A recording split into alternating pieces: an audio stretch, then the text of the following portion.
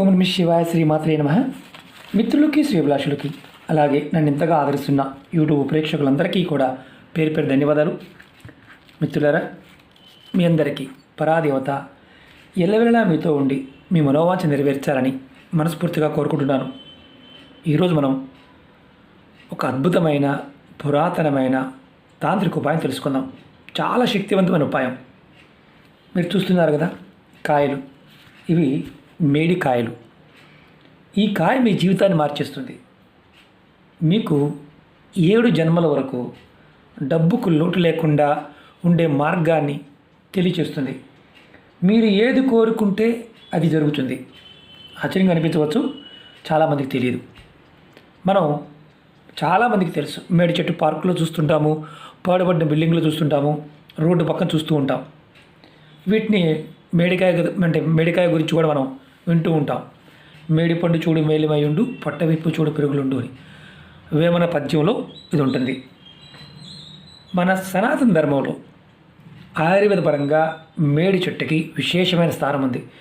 మేడి చెట్టు నుంచి కళ్ళు తీస్తారు, ఆయుర్వేద మందుల్లో వాడతారు.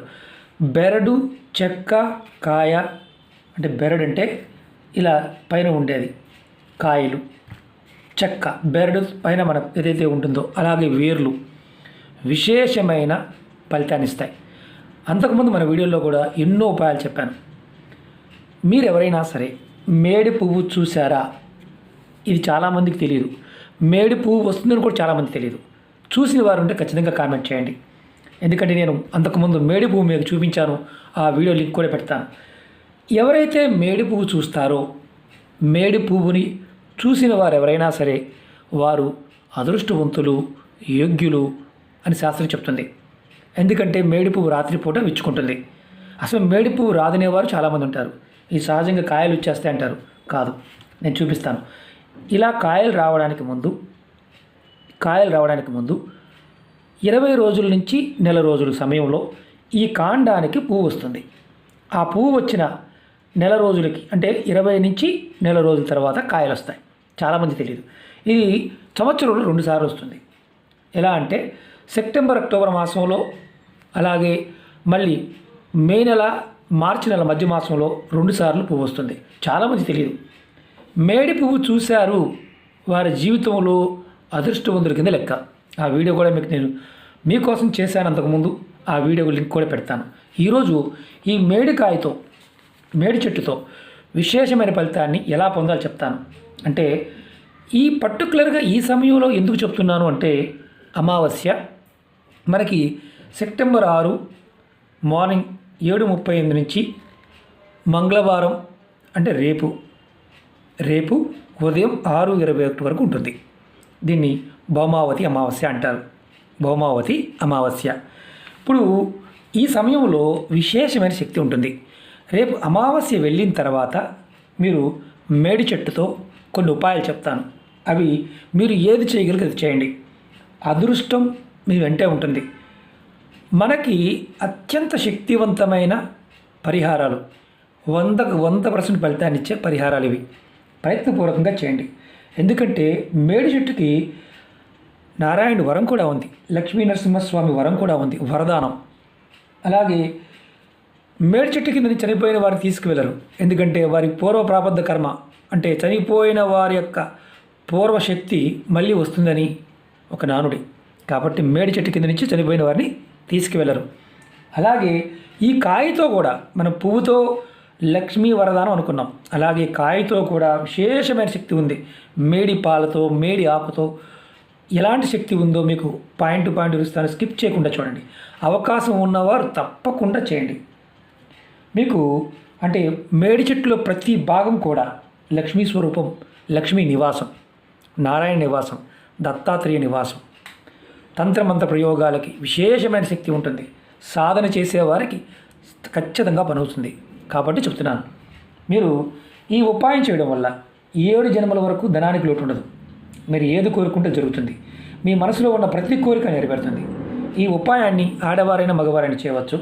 ఆడవారు నెలసరి సమయంలో మాత్రం చేయకూడదు. నెలసరి ఉన్నప్పుడు మాత్రం పొరపాటు చేయవద్దు. ముందుగా ధనప్రాప్తి కోసం చెప్తాను. అమావాస్య రోజు లేదా పౌర్ణమి రోజు అంటే అమావాస్య వెళ్ళిన తర్వాత కానీ అమావాస్య సమయంలో కానీ మీరు ఈ 2 సమయాల్లో చేయవచ్చు. అలాగే పౌర్ణమి రోజు మీరు ఒక రెడ్ కలర్ పేపర్ కానీ లేదా క్లాత్ కానీ తీసుకోండి. అంటే క్లాత్ అయినా తీసుకోవచ్చు, పేపర్ అయినా తీసుకోవచ్చు. తర్వాత మీరు ఏం చేస్తారంటే మేడి చెట్టు దగ్గరికి వెళ్తే పాలు, ఈ ఆకులు తెంపిన కాండం గిల్లిన మనకి పాలు వస్తాయి. ఇందులోంచి చాలా గట్టిగా బంకలాగా ఉంటాయి పాలు. ఆ పాలతో ఆ పేపర్ మీద మీరు అమావాస్య రోజు కానీ పౌర్ణమి రోజు కానీ, అది కూడా ఎర్రటి క్లాత్ మీద కానీ లేదా పేపర్ మీద అయినా సరే, మేడి చెట్టు పాలతో స్వస్తిక్ గుర్తు వేయండి. పైన స్వస్తిక్ గుర్తు వేయండి. వేసి మీరు డబ్బులు పెట్టుకునే ప్రదేశంలో పెట్టండి లేదా మీ దేవుడి గదిలో పెట్టుకోండి. ఈ విధంగా చేయడం వల్ల డబ్బు రాబడి పెరుగుతుంది. మీకు ధనానికి ధాన్యానికి లోటు అనేది లేకుండా ఉంటుంది. ఇది మొట్టమొదటిది, మేడి పాలతో స్వస్తిక్ వేయటం. అది కూడా ఖచ్చితంగా అమావాస్య రోజు, అమావాస్య వెళ్ళిన తర్వాత రోజు, పౌర్ణమి రోజు ఖచ్చితంగా చేస్తే ఫలితం ఉంటుంది. ఆ తర్వాత మధ్యలో ఎప్పుడు చేయకూడదు, గుర్తుంచుకోండి.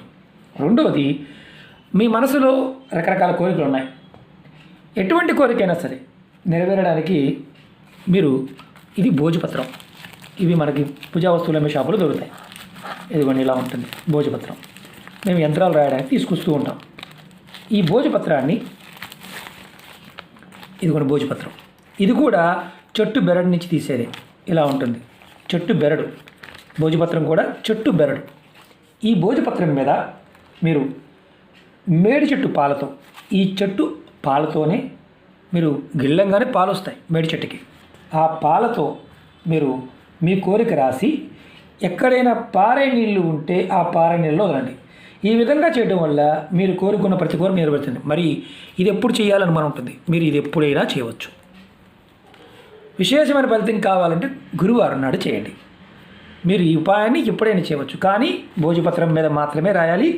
అలా పారే నీళ్ళలో వదలాలి, మురికి కాలంలో మాత్రం వదలకూడదు. ఇది రెండో ఉపాయం. మూడో చెప్తాను. మీరు సాయంత్రం సమయంలో మీరు పండిన మేడికాయలు, ఇది పచ్చికాయలు కదా, బాగా పండిన మేడికాయలు, పురుగులు కూడా ఉంటాయి, చాలామంది భయపడుతూ ఉంటారు, తెచ్చుకొని ఇది కూడా ఎప్పుడు చేయాలి, మీరు మేడికాయల్ని పౌర్ణమి రోజున, అమావాస్య రోజున, గురువారం నాడు, ఏ గురువారం నాడు తెచ్చుకొని మీరు ఒక్కొక్క మేడికాయని, పండిన కాయని చెట్టు నుంచి కోసుకోవచ్చు, నమస్కారం చేసి తెచ్చుకోండి. చక్కగా దీన్ని ఎల్లో కలర్ క్లాత్లో కానీ లేదా ఇలాంటి ఎర్రటి క్లాత్లో కానీ కట్టి మీ పూజా గదిలో కానీ లేదా మీ బీరువాలో కానీ, మీ బియ్యం దాస్తారు కదా డబ్బాలు ఉంటాయి, చాలామంది బియ్యం డబ్బాలు ఉంటాయి, బియ్యం డబ్బాలో కానీ, కబోర్డ్లో కానీ, లాకర్లో కానీ ఒక్కొక్క కాయని పెట్టండి. రెడ్ కలర్ క్లాత్లో కానీ ఎల్లో కలర్ క్లాత్లో కానీ కట్టి మీరు పెట్టండి. మీకు ఈ విధంగా పెట్టడం వల్ల ధనానికి లోటు అనేది లేకుండా వస్తూనే ఉంటుంది. ఇది ఎప్పుడు మార్చుకోవాలి, నెలకు ఒక్కసారి తీసి మార్చుకోవచ్చు. మేడికాయలు ఎప్పుడు సీజన్లో ఉండవు, కంటిన్యూగా ఉండవు. ఇవి కొన్ని రోజులు వస్తూ ఉంటాయి, అయిపోతూ ఉంటాయి. కాబట్టి ఒక్కసారి ఒక నెలలో పెట్టుకున్నారు, సీజన్ ఉంది, మళ్ళీ పెట్టుకోవచ్చు. నెలకు ఒక్కసారి మార్చుకోవచ్చు. ఎర్రటి క్లాత్లో కానీ పసుపు గల క్లాత్లో కానీ కట్టుకోవాలి. ఇది ప్రయత్నపూర్వకంగా చేయండి, ధనానికి లోటు అనేదే ఉండదు. అలాగే ఇంకొక ఉపాయం చెప్తాను. చాలా విశేషమైన శక్తి కలిగిన చెట్టు కాబట్టి చాలా ఉపాయాలు ఉన్నాయి. అంతకుముందు చాలా ఉపాయాలు చెప్పాను. మీరు ఒక ఎర్రటి క్లాత్ తీసుకోండి.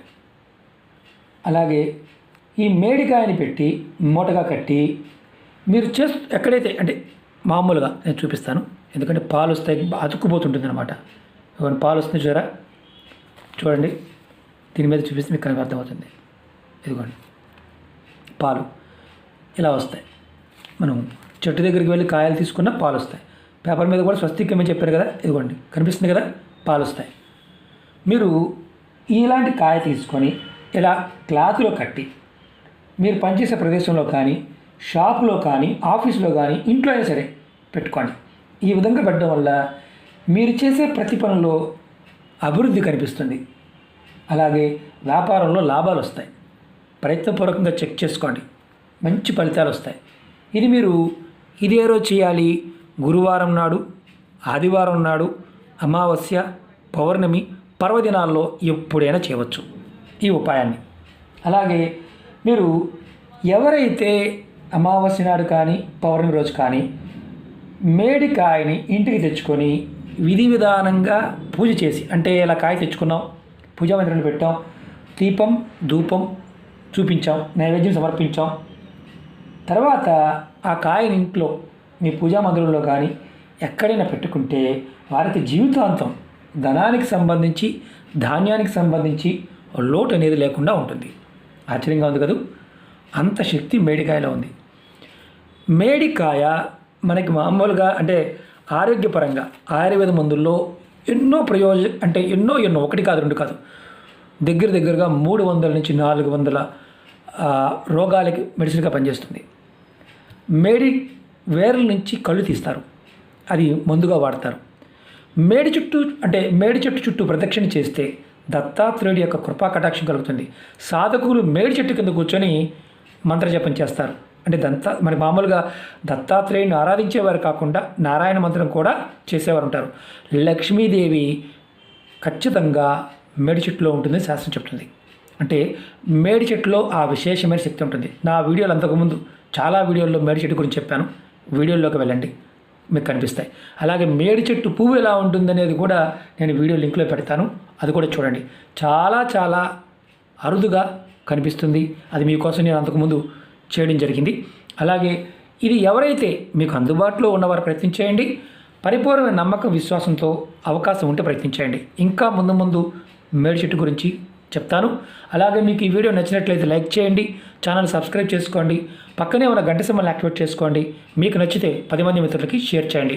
అలాగే మిత్రులందరికీ నా వినపం ఏంటంటే, ఏదైనా సరే పదార్థం కానీ మీకు చేసే సమయం లేకపోతే ప్రయత్నించేయమాకండి. నమ్మకం విశ్వాసంతో ప్రయత్నించేయండి, ఫలితం ఖచ్చితంగా వస్తాయి. నమ్మకం లేనివారు, విశ్వాసం లేనివారు వీటిని అసలు పొరపాటు ప్రయత్నించేయమాకండి. ఎందుకంటే ప్రాకృతికమైన శక్తి మనం విశ్వసించే దాని మీదే ఆధారపడి ఉంటుంది. కాబట్టి ప్రయత్నపూర్వకంగా చేయండి, ఖచ్చితమైన ఫలితాలు ఉంటాయి. ఓం నమః శివాయ, శ్రీమాత్రే నమః.